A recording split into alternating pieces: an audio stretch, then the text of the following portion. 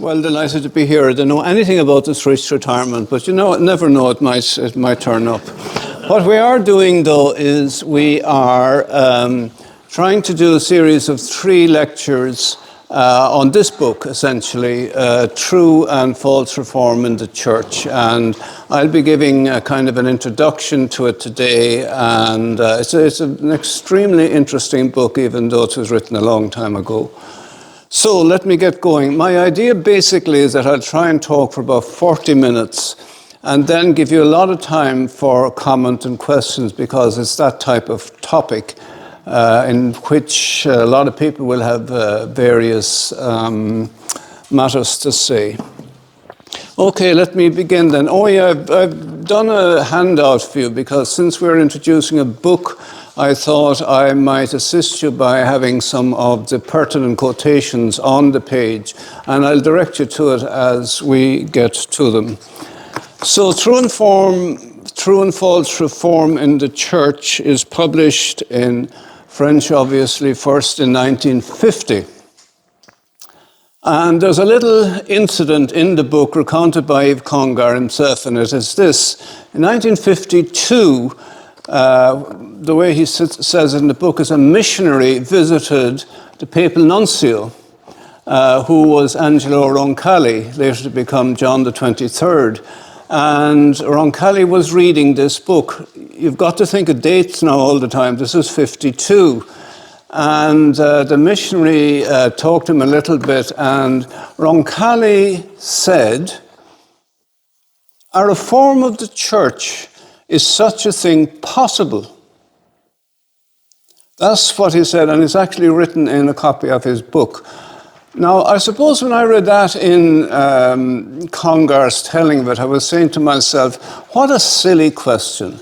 Surely that's more of a joke than a serious question. But as I began to think of things afterwards, it's the very opposite. John XXIII, to become John XXIII, Angelo Roncalli, was actually asking a very serious question, which you have to ask if you're to get at the heart of this book.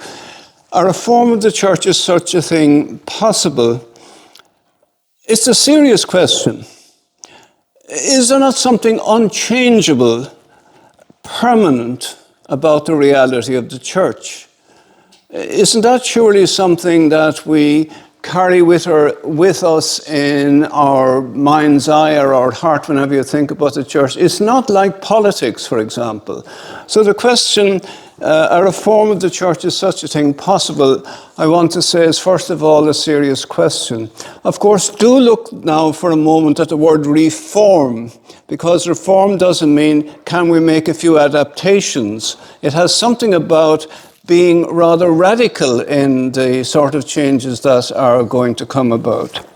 So, a reform of the church, is it possible? Question asked, 1952, Angelo Roncalli. 10 years later, he is Pope John XXII, and to everyone's astonishment, he calls for a full-scale council. And this council is not to be dealing with heresies, one heresy or the other, with whatever heresy might be current. It's rather to deal with an immense corporate self-examination of the church. And especially a church that needs to update itself, aggiornamento, vis-a-vis the world that it's living in.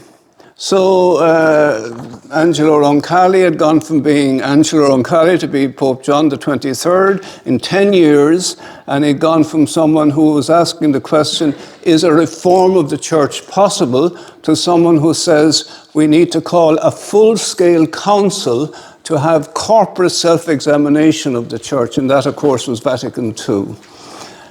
And I'm sort of proposing that if you really wanted to get into this synodal process, you would do well to have done something like that journey yourself. You'd have to be caught by the seriousness of the question, is there something permanent in the church that can't be changed, to a realization that profound change is more than possible.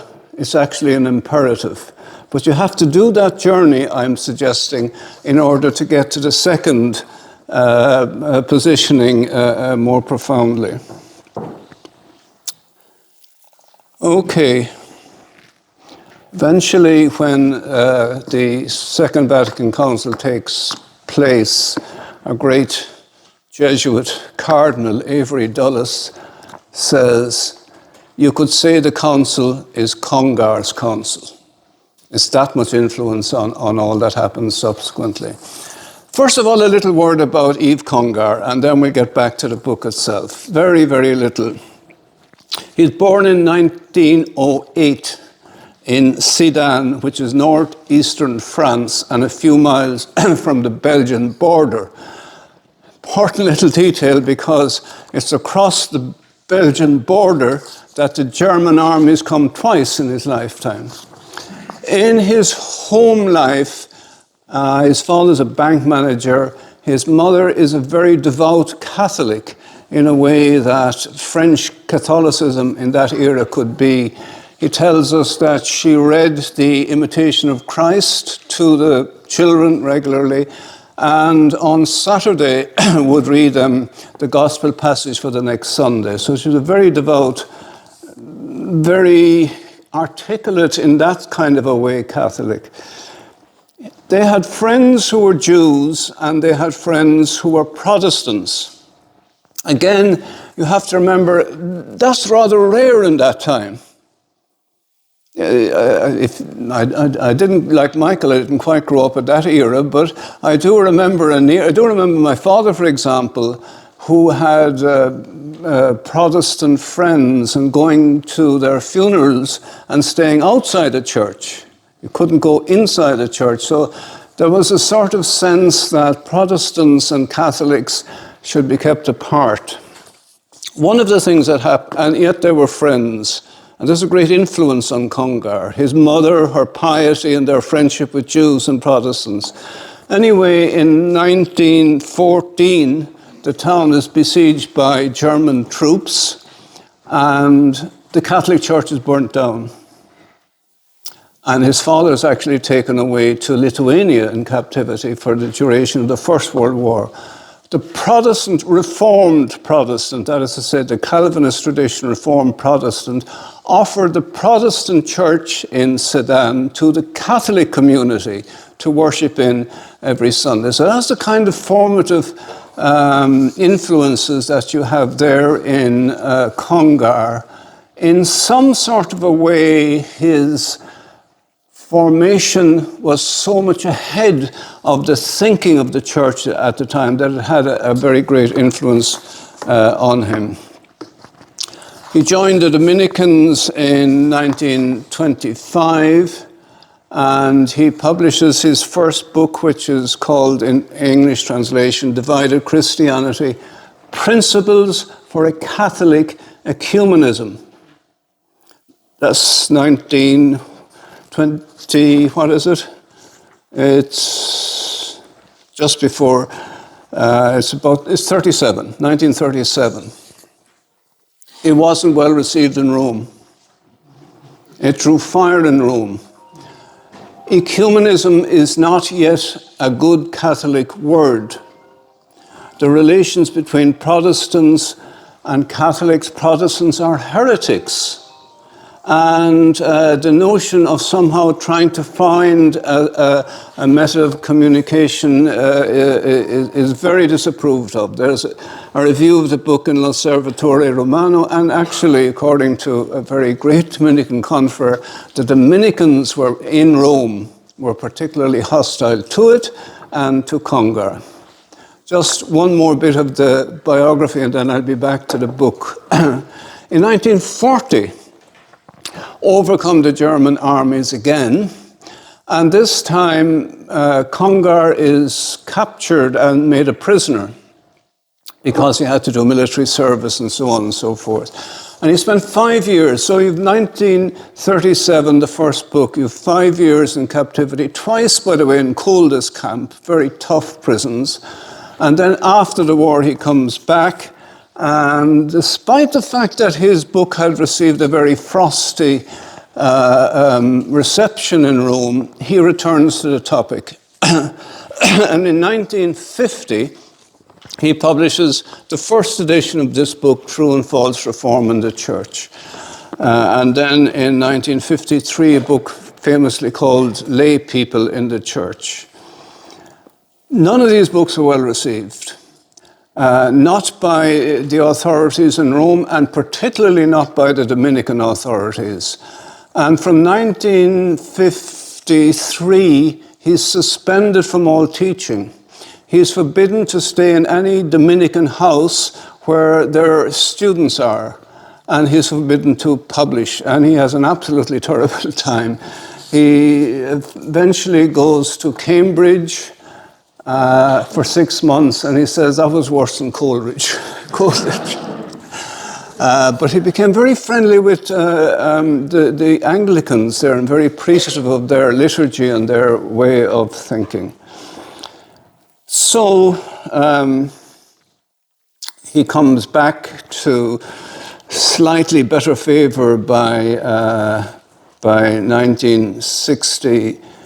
By 1957, and then in 1962, John XXIII calls the Second Vatican Council, and suddenly all that Congar had written comes back into focus, and he becomes perhaps the most influential person in the council himself. The council could be considered Congar's council. So that's the setting of it. Now, I want to come to the second edition of it, which is this edition here, and I want to try and base the rest of what I'm saying on why did Congar publish a second edition? His first edition had had all that influence on Vatican II. Vatican II had happened. Vatican II was finished. There was, as I said, a corporate self-examination of the church, and yet in 1957 he said, I am going to update this book and republish it. You find a quotation now in the first of the quotations here is the answer to that question. And this is a very important phase in the whole thing. Why a second edition? So he writes, just as the ecclesial climate is new today, so also is our way of posing questions. 67, he says, yes, we're through Vatican II, but there's a new reality.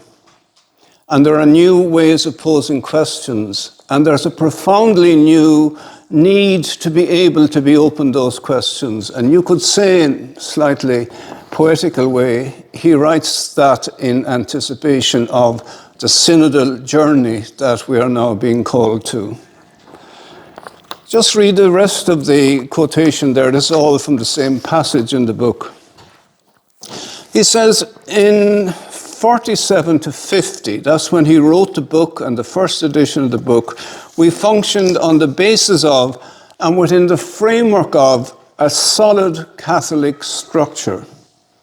47, 57, we had a solid Catholic structure.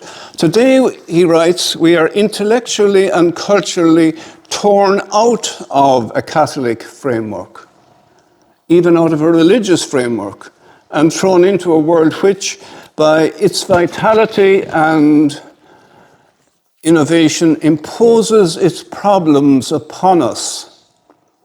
Well, actually, when I was reading this in preparation for a session I had on the book earlier, I was astonished at that. The issue is that we are thrown into a world which imposes its questions on us. The world poses challenging questions with respect to faith's claims and goals. Now, that's actually a very, very big reversal of direction. So he says then, I'm still following the quotations that are printed out here, but this is very, very important. The second edition of the book is written because we're no longer in a solid Catholic framework. We're in a world which imposes its questions upon us, and he eloquently goes on to say, and we have the responsibility to listen to them. He'll say most extraordinary things. We have the responsibility to be changed by them. and to find an appropriate. We have a responsibility to humanity to listen to its questions.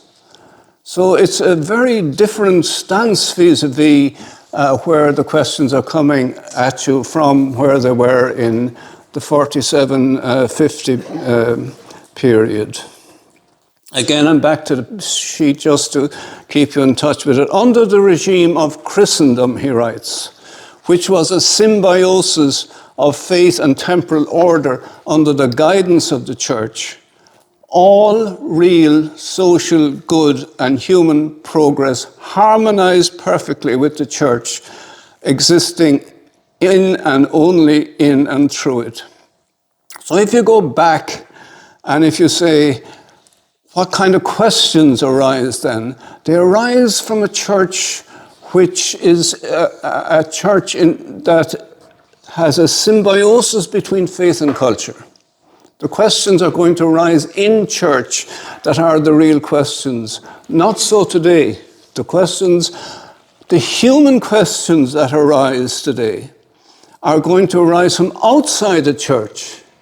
And it's the whole basis of this Congar stance vis-a-vis true and false reform is the church has the responsibility to listen to those questions.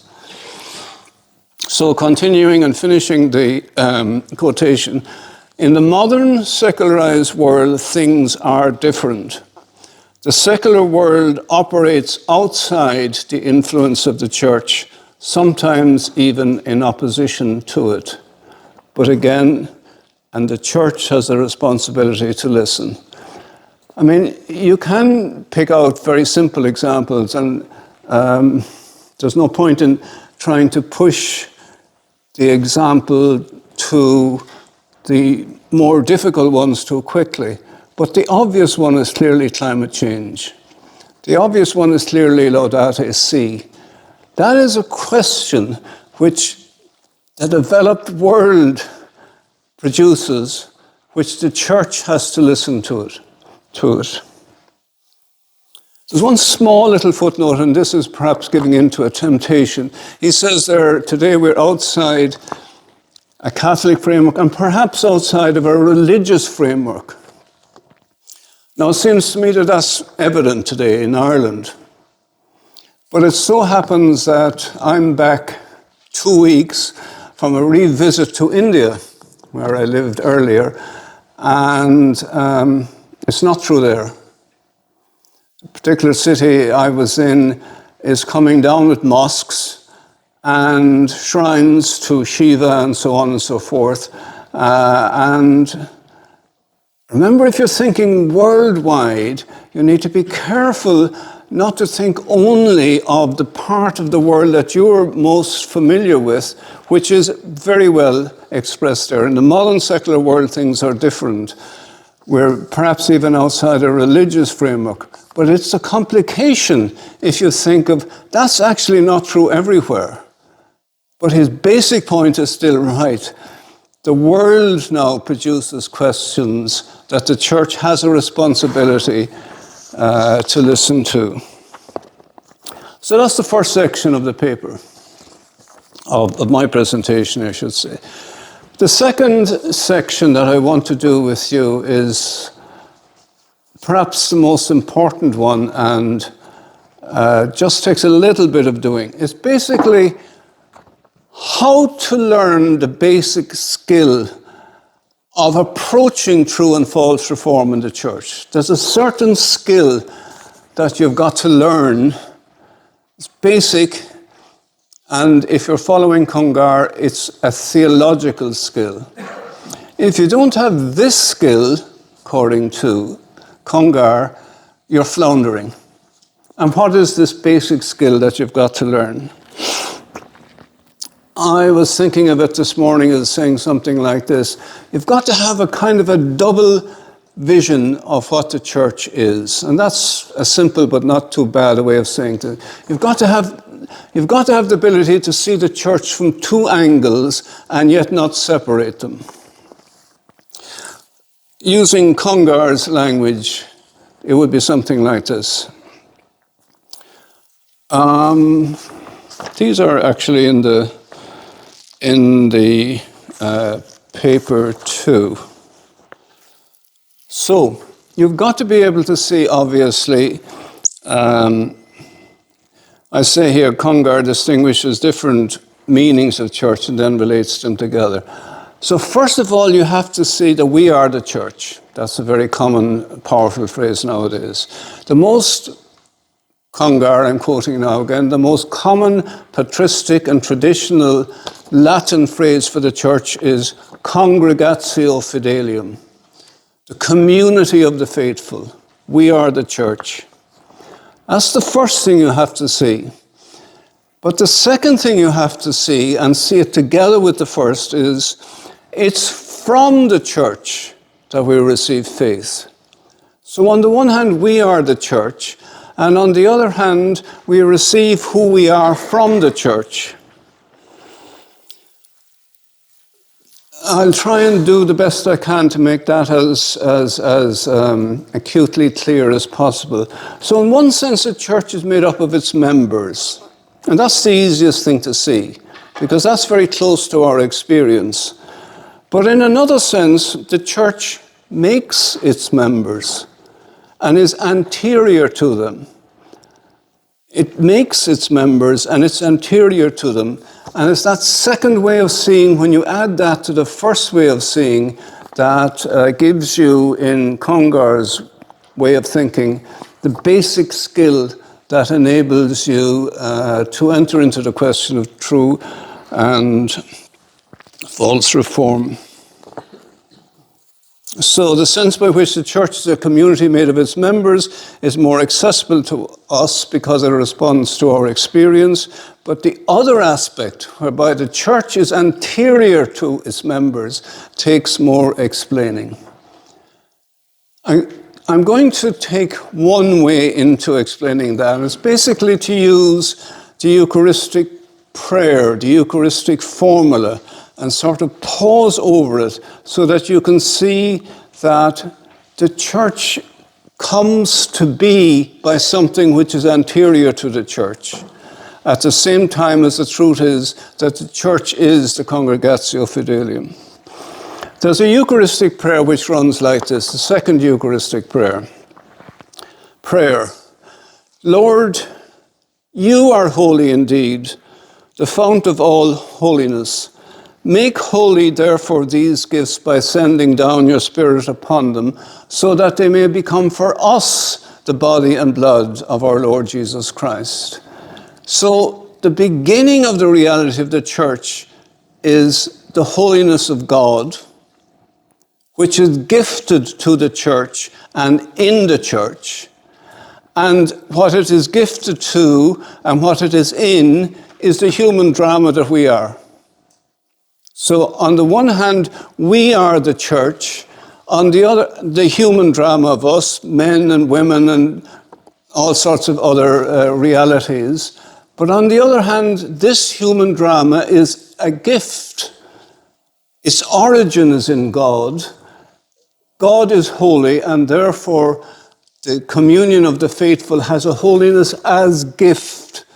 And that gift is given within the human cultural drama that is the church.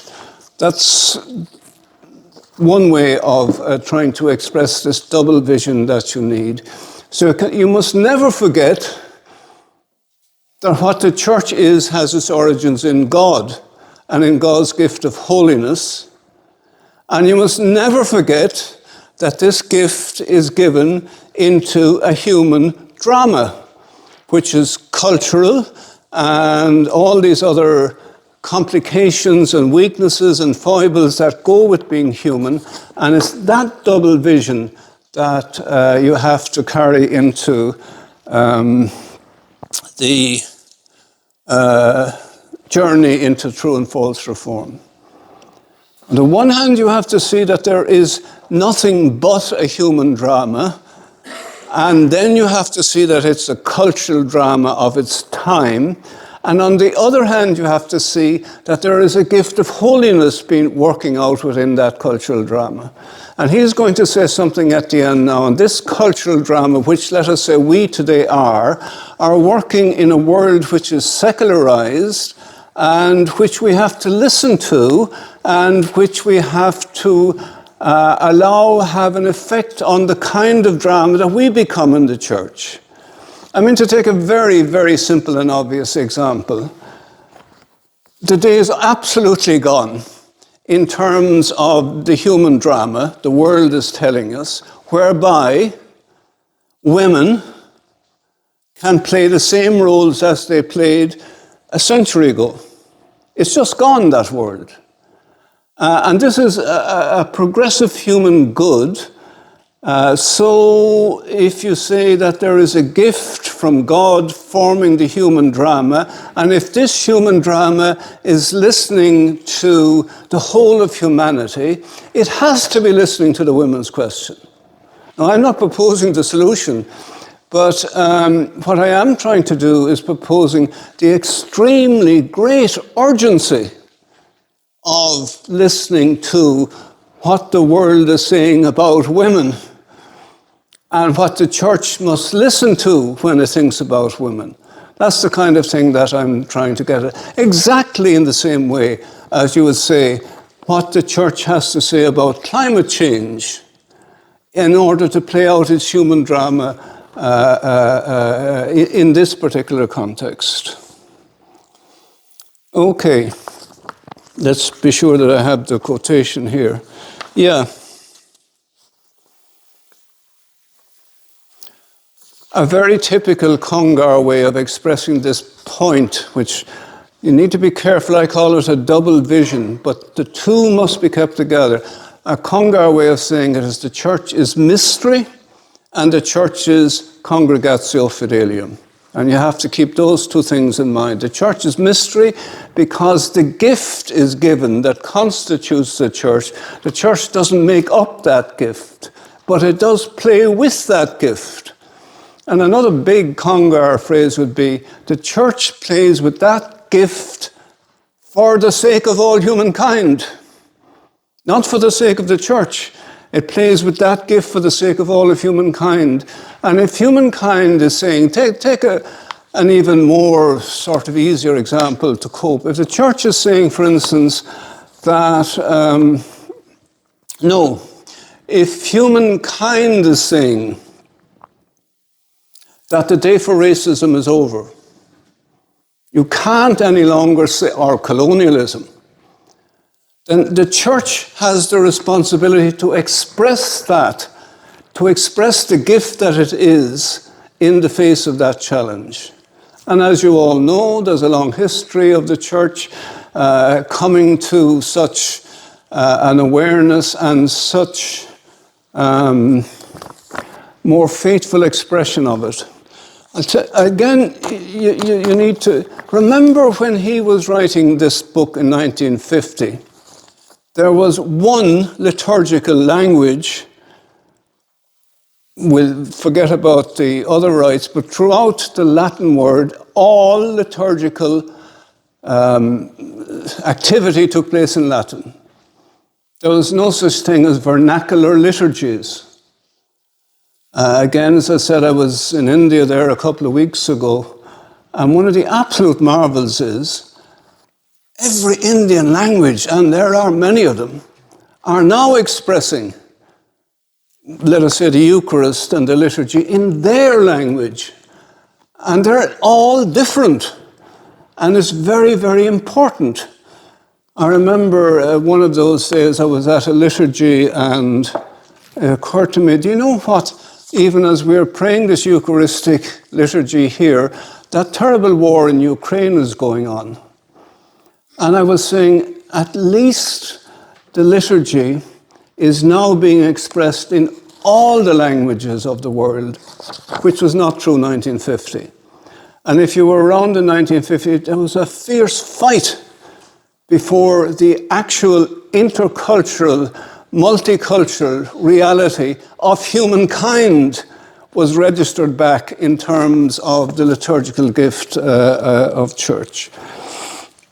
So maybe we come to a quotation now, and then we begin to see the ground is clearing now for how you could take on an issue like reform.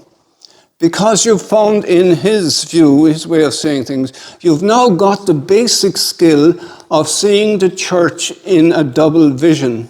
On the one hand, it is a mystery of God's giving his gift, and on the other hand, it is the congregatio fidelium, the human drama within which it is played, and that human drama is being played out in a secularized and very different world today. So there are bound to be questions that says, how do you shape important church life in this day and age? I'm trying to keep away from getting too much into any kind of a program of reform at this stage.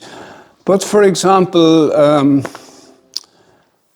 at one stage, Congar mentions that in a Catholic movement of corporate self-examination of itself, corporate self-examination, are we expressing the gift most authentically, given that we know that there can't be racism and that the role of women is drastically different from what it used to be and matters like that?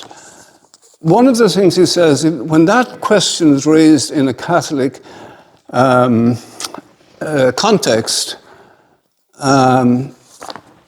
liturgy is always going to be the most important and acute place where it will be raised. You can't, given the Catholic tradition, you can't avoid raising these questions in a liturgical context. And he says that questions about the church's ministry are going to be raised today in a way that was inconceivable in 1950. Inconceivable in 1950.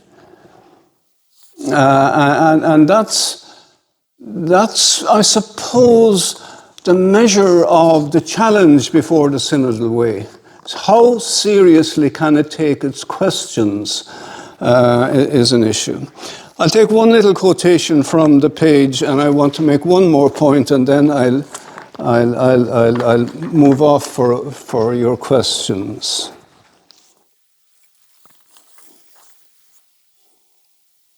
Yeah. Don't think it's on this page, actually, but I'll read it then. There is one sense, I'm reading now from the text, there's one sense of the word church in which we mean the assembly of the faithful. That's the easy one to say. We are church. The church is made up of its members. Here we're not taking account of God's gifts considered in themselves in all their purity, insofar as they flow from God and have been given to the church and remain in the church through God's action. That's the first way, the mystery way. God's gift considered in all their purity as they flow from God and are given to the God and remain in the church through God. But when we say the church is made up of its members, we're looking at the use that human beings make of these gifts.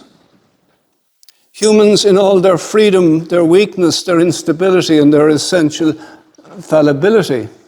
And that's the campus that you have to be looking at when you hear the questions of the world pressing upon you. This, he says, is the doorway through which sin and various other weaknesses penetrate into the church. I said I'd stop in this time, but I'm still going. There's a very interesting distinction in this book between sin and narrowness of mind that leads to slowness of response. Sin would be, I suppose, something like abuse or something in that line, obvious sin. But there's also the narrowness of mind and the slowness of response. I'm not going to hear your question. It's too much bother to hear your question. That, Congar says, is even more the neuralgic point of true and false reform in the church. Having too narrow a mind, not being able to listen to too slow a response, say it's all too difficult.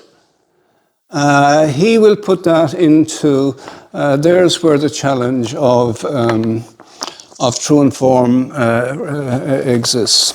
So that's my second point, and now the third, and it'll be brief. This is fairly well played out in the pages you have, so I can perhaps just stay with the text here. This is quite simply, remember there's two more talks, one better than the other, coming after me. This is the last point I want to make, a note on the direction of reform. So he's given you the basic skill, and now he's going to give you the direction of reform, and to some extent we've touched on this. These are quotations, and I'm going to stick with quotations for this section of it.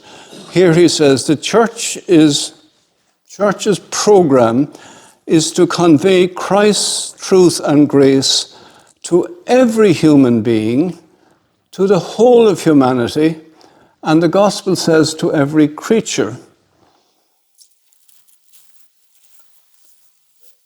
So he's saying if the whole of humanity is asking questions that demand a church response, then they have to be the church's questions. The relationship between church and world is crucial in this. The direction of reform has been dramatically changed from 1950. Now we have a secular world that has developed. Social goods have developed outside of the influence of the church. The church's commitment to corporate self-examination has to be a commitment to listening to those questions and finding a response to them. So this, again, I'm back to the quotation, this necessitates conversation and dialogue with the world. The church will have something to give and it will have something to receive. First of all, take another difficult topic, democracy. 1950, or certainly go back to the 19th century, democracy isn't really a social good. It's not there. It's in people's minds. But if you come to whatever year we're in now, 2023, there's an awful lot of, I want to participate in the matters that concern me. And that, of course, is the big synod question, the question of governance. Now, there's much more in the book than I'm saying, but it shows you there's a big issue that cannot, if the church is to express the church's gift in terms of the human drama which is actually playing out, and if this human drama is actually played out in a church where there is a democratic, using the word very broadly now, a democratic good that is discovered, then that has to find some way of response within the reform that is to come. So just a few final things then. The church receives questions from the world. The church has to understand these questions, and for that to happen, the church is compelled to clarify things which it has held in its treasure, long obscured or even buried, perhaps. Sometimes, finally I'll end with this, sometimes the world brings to the church not only questions but also partial answers, positive values. And furthermore, it often ends, quote, giving back to Christianity in this way, something which it already received from the church in germ. So a lot of the things that even democracy, even the anti-racist discovery, is the work of the world, to put it in that terms, but it is the world working within a gift that the church had already given to it in germ. And it's that kind of back and forth that he's suggesting is where we must find a direction for reform. So I'm going to leave it at there. Perhaps we'll just take a minute to buzz, and then comments or questions are more than welcome. Okay.